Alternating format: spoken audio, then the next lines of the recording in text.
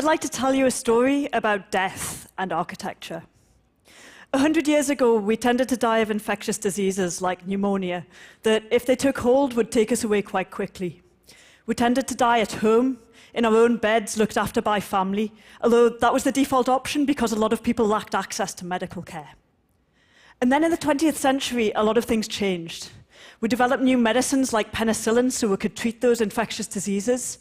New medical technologies like X-ray machines were invented, and because they were so big and expensive, we needed large centralized buildings to keep them in, and they became our modern hospitals. After the Second World War, a lot of countries set up universal healthcare systems so that everyone who needed treatment could get it. The result was that lifespans extended from about 45 at the start of the century to almost double that today. The 20th century was this time of huge optimism about what science could offer. But with all of the focus on life, death was forgotten, even as our approach to death changed dramatically. Now, I'm an architect, and for the past year and a half, I've been looking at these changes and at what they mean for architecture related to death and dying.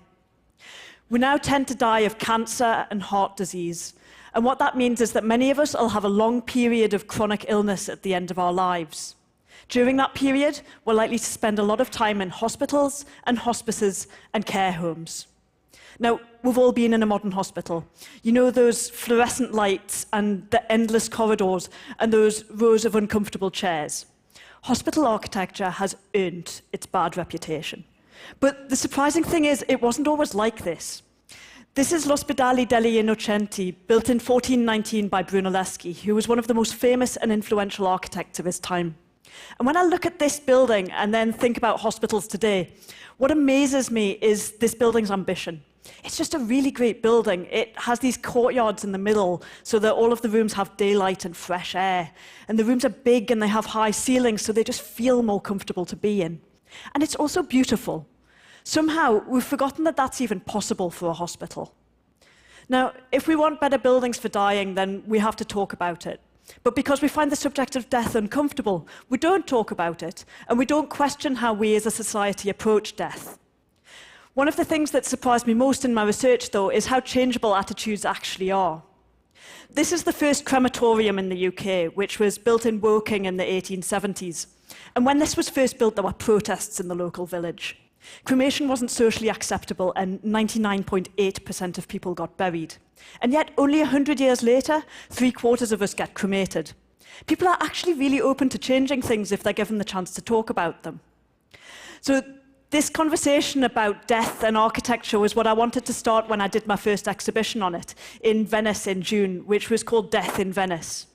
And it was designed to be quite playful so that people would literally engage with it. This is one of our exhibits, which is an interactive map of London that shows just how much of the real estate in the city is given over to death and dying. And as you wave your hand across the map, the name of that piece of real estate, the building or cemetery, is revealed.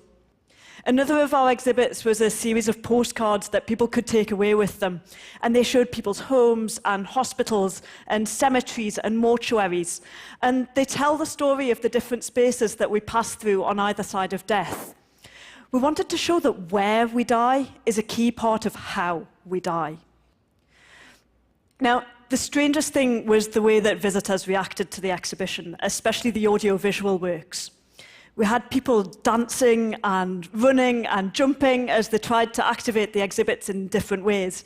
And at a certain point, they would kind of stop and remember that they were in an exhibition about death and that maybe that's not how you're supposed to act. But actually, I would question whether there is one way that you're supposed to act around death. And if there's not, I'd ask you to think about what you think a good death is and what you think that architecture that supports a good death might be like. And mightn't it be a little less like this and a little more like this? Thank you.